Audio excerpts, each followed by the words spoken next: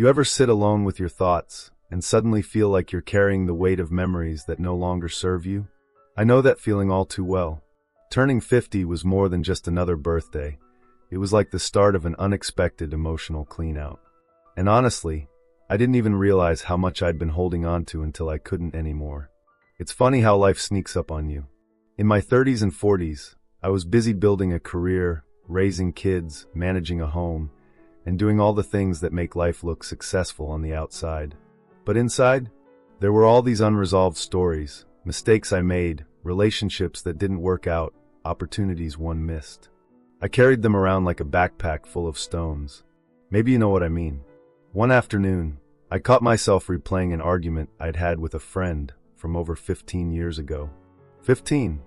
I laughed, then felt a bit embarrassed, realizing how long I'd let that moment take up space in my head. That was the moment it hit me. I needed to learn how to let go, really let go, and not just of old grudges, but of unrealistic expectations, regrets, comparisons, and everything else that was quietly holding me back. Now here's something fascinating. Neuroscience shows that our brains actually wire themselves around the stories we repeat to ourselves. Dr. Rick Hansen, a psychologist and senior fellow at UC Berkeley, talks about the brain's negativity bias, how we're wired to hold on to negative experiences more than positive ones. It was a survival mechanism back in the day, when remembering where the saber-toothed tiger lived was more important than remembering a lovely sunset. But today, that same wiring makes it easier for us to ruminate on past failures, hurtful comments, or missed chances. So unless we consciously interrupt those patterns, they stay with us and shape how we feel, think, and behave. That's not just poetic talk, it's real science. But here's the good news. The brain is plastic, meaning it can change. We can train it to let go and create new patterns, even in our 50s and beyond. Letting go isn't just about forgiving someone else or moving on like people say. It's deeper than that. It's about unlearning the stories that keep us stuck. And believe me, that's easier said than done. I started small. I began by noticing my triggers, the things that pulled me back into the past. A song, a place, a certain phrase someone would say. Instead of brushing it off, I paused. I asked myself, why am I holding on to this? What do I think it still gives me? Sometimes the answer was comfort.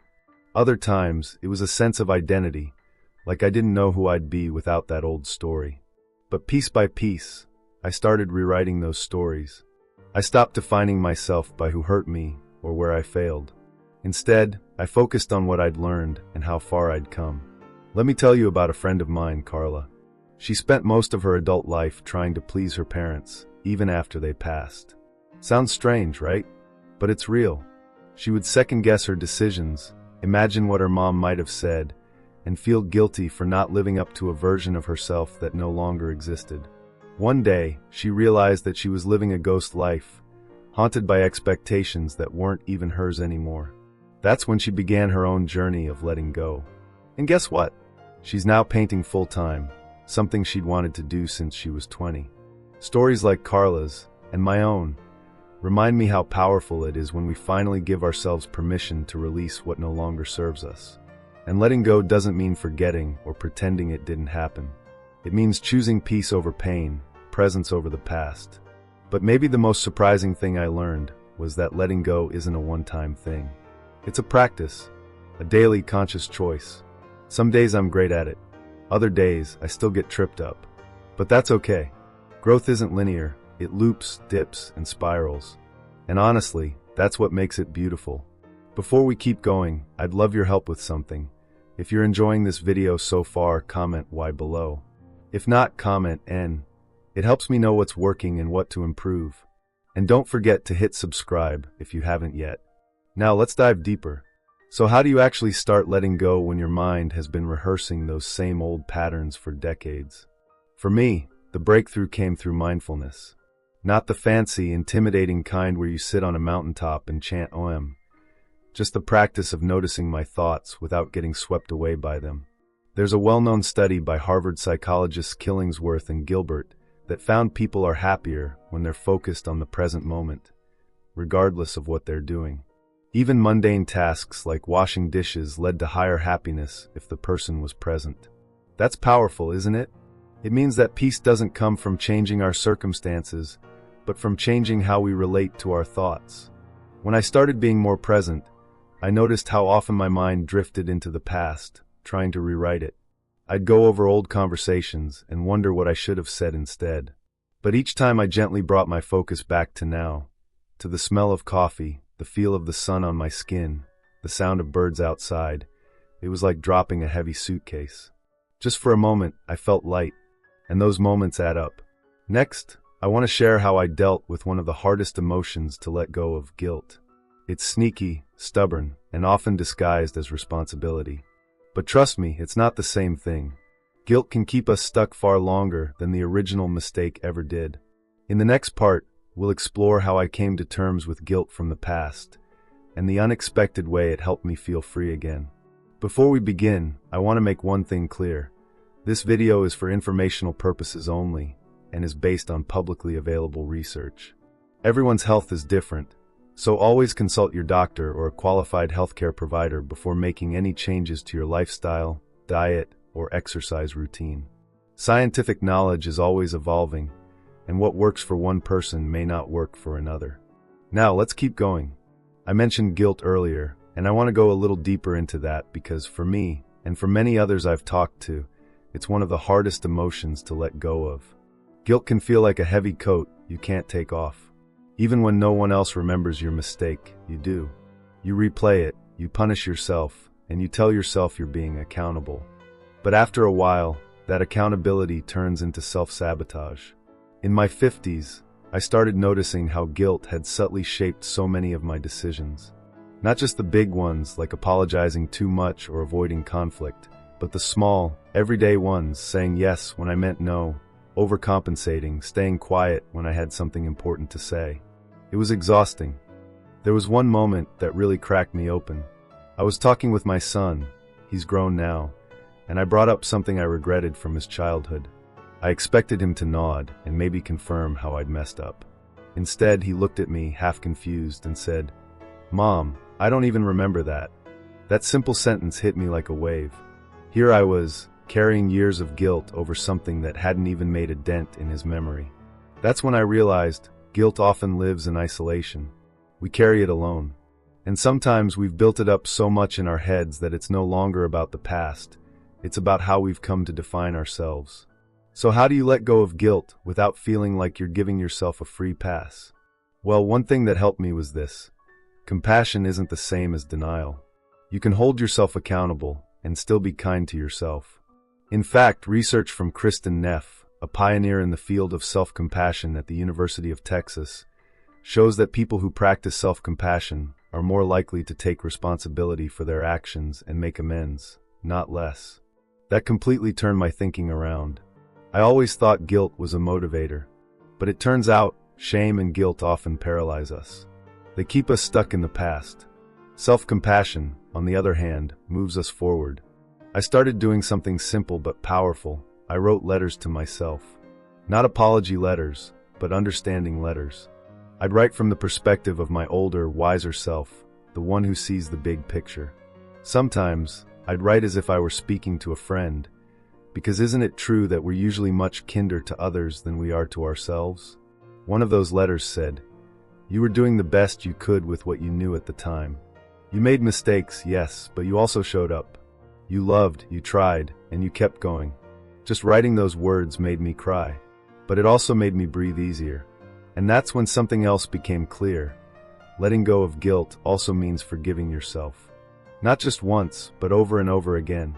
Forgiveness isn't a switch, it's a daily practice. And if you're struggling with it, you're not alone. I remember speaking with a woman at a support group I briefly joined in my early 50s. Her name was Denise. She was dealing with the guilt of divorcing her husband after 28 years. She said she felt like she broke her family. But over time, she realized that staying in a lifeless marriage wasn't serving anyone. Not her children, and not even her ex-husband. It took years, but she came to understand that sometimes the most loving thing we can do is be honest, with ourselves and with others. Denise didn't rush her healing.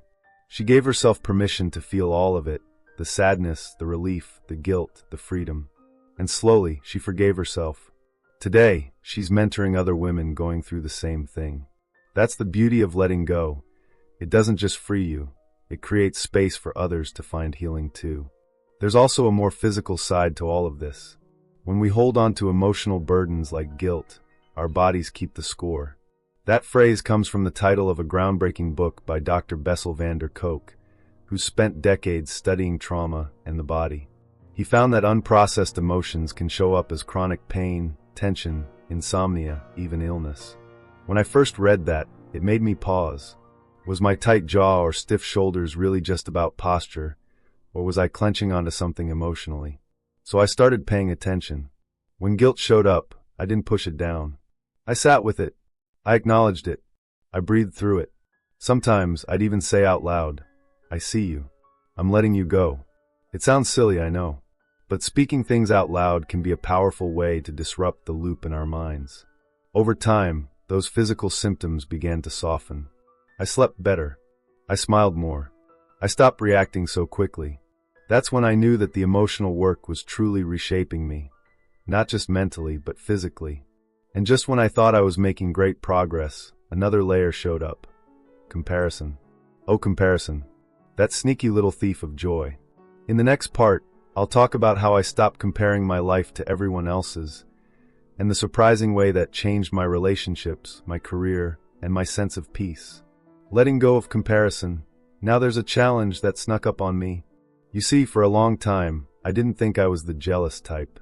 I wasn't the one eyeing someone else's car or house. But comparison isn't always that obvious. It's often subtle. It creeps in when you scroll through a social media post and suddenly feel behind in life. It whispers, "You should have done more by now," or "Why didn't you make different choices when you had the chance?" I remember one day in my early 50s, I was sitting in a waiting room and overheard two women around my age chatting about their retirement plans. One was off to Paris, the other had just bought a lake house. I nodded and smiled politely, but inside, that little voice piped up. "What have you done lately? Where's your dream vacation? Your new house?" I went home that day with a pit in my stomach.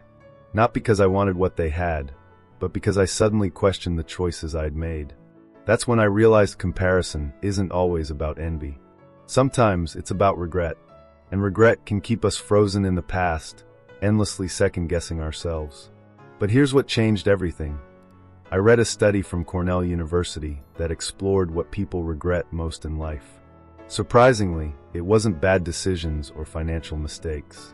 It was the things they didn't do, the risks they didn't take, the passions they didn't pursue. In other words, it wasn't failure people regretted, it was hesitation. That gave me a new perspective. I started asking myself, what am I still hesitating on?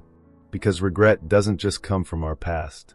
It also grows in the spaces where we play it too safe. One of the biggest hesitations I had was around creativity. I'd always wanted to write a book, but I kept telling myself it was too late, that I didn't have time, that I wasn't qualified. But after digging into the research, I found that many successful authors, entrepreneurs, and creatives started late in life. Laura Ingalls Wilder published her first Little House book at 65. Grandma Moses didn't start painting until her 70s. That blew the doors wide open for me. So I started small. I wrote short stories, blog posts, even little journal entries that no one else would see.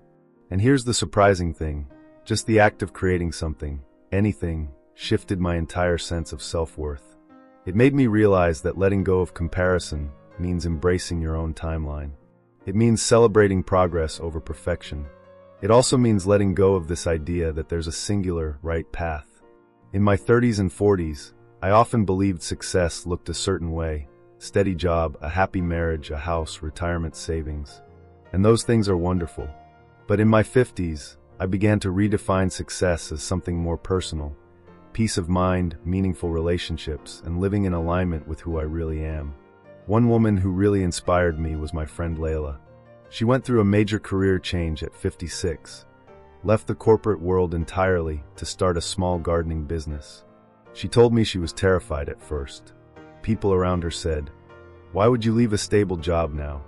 But her response was gold. Because I finally trust that what I love doing matters.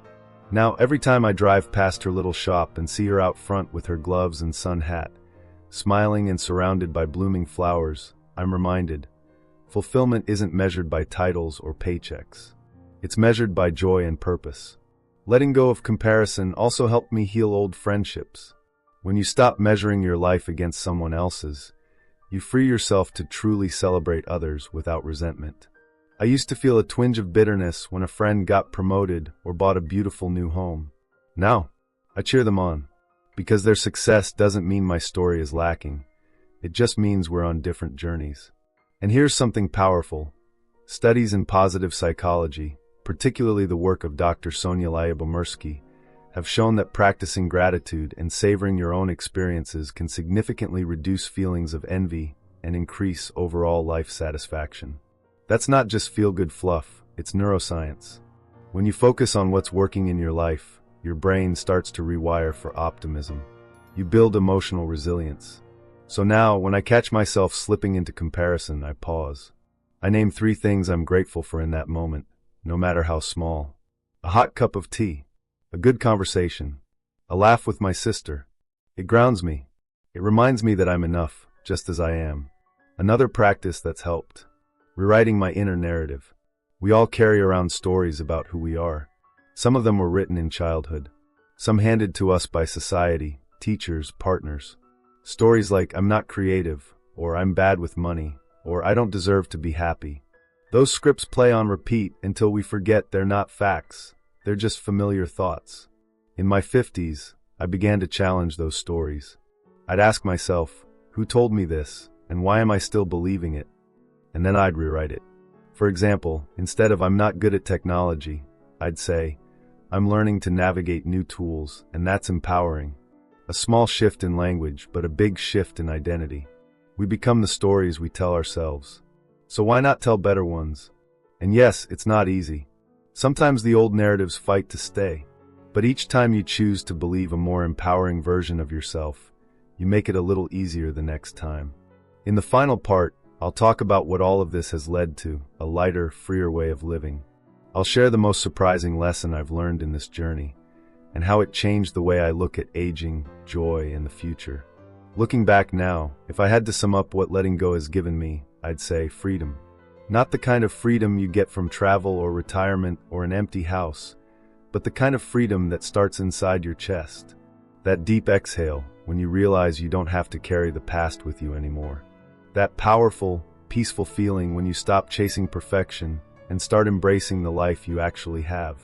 And honestly, I didn't expect it to feel this good. Letting go isn't always dramatic. It doesn't always come in the form of a grand epiphany or some bold declaration. Sometimes it's quiet. It's subtle. It's deleting an old email thread that keeps reopening wounds. It's choosing not to engage in that same circular argument. It's saying, "I love you," without expecting to hear it back. It's forgiving someone, maybe even yourself, without needing an apology. There was a day not long ago when I opened an old photo album and came across a picture of myself in my 30s. I was smiling, but I remember exactly how overwhelmed I felt at the time. I was trying so hard to hold everything together: career, marriage, kids, expectations. And as I looked at that version of me, I didn't feel regret or sadness. I felt compassion, because I realized I did the best I could with what I knew. And now I know better. Now I'm doing better. That shift, from self-criticism to self-compassion, has been one of the most powerful parts of this journey. In fact, research from Dr. Kristen Neff, a pioneer in self-compassion studies, shows that people who practice kindness toward themselves, not just self-esteem, but genuine, non-judgmental compassion, are more resilient, more motivated, and have healthier relationships. It's not about letting yourself off the hook or making excuses. It's about recognizing your humanity and treating yourself like someone worth caring for. And that, my friend, changes everything. So many of us enter our 50s thinking this is the beginning of the end. But I'm here to tell you, it can be the beginning of something entirely new. It's the season of editing, of trimming the things that no longer serve us so we can make room for what truly matters. I've let go of trying to be liked by everyone. I've let go of explaining myself to people who never tried to understand me in the first place. I've let go of needing to prove anything. And in return, I've gained deeper friendships, more laughter, quieter mornings, clearer values. Letting go is not about giving up, it's about giving in to what's real. It's about aligning with the person you are becoming, instead of clinging to the version you once were. And aging? It's no longer something I fear. It's something I welcome. Because every wrinkle, every gray hair, every slower step is proof that I've lived. That I've survived things I once thought would break me. That I've grown wiser, softer, stronger. I remember a quote I came across that struck me so deeply I wrote it on a sticky note and put it on my bathroom mirror. It says, "You will find that it is necessary to let things go, simply for the reason that they are heavy." And isn't that the truth? We don't always realize how much weight we've been carrying, old grudges, outdated expectations, other people's opinions, until we finally release them. And then we wonder how we ever walked around with them for so long. So if there's one takeaway I hope you hold on to from all of this, it's this: you are allowed to change. You are allowed to heal. You are allowed to rewrite your story at any age. And you don't need permission from anyone but yourself. Start where you are. Let go of what no longer fits. Give yourself grace for the days it feels hard. And trust that, on the other side of letting go, there's something lighter, brighter, and more aligned waiting for you. Maybe it's peace. Maybe it's purpose. Maybe it's a version of you that you haven't even met yet, but who's been waiting patiently for you to arrive. So here's to aging, evolving, and living with intention. Here's to living your best life at any age. We'd really love to hear from you. If you have any suggestions for future topics or questions you want answered, write to us in the comments below. We're here to help, and your input could inspire our next video. And if you found this video helpful, give it a thumbs up and subscribe so you don't miss out on more practical tips for healthy aging. Here's to living your best life at any age.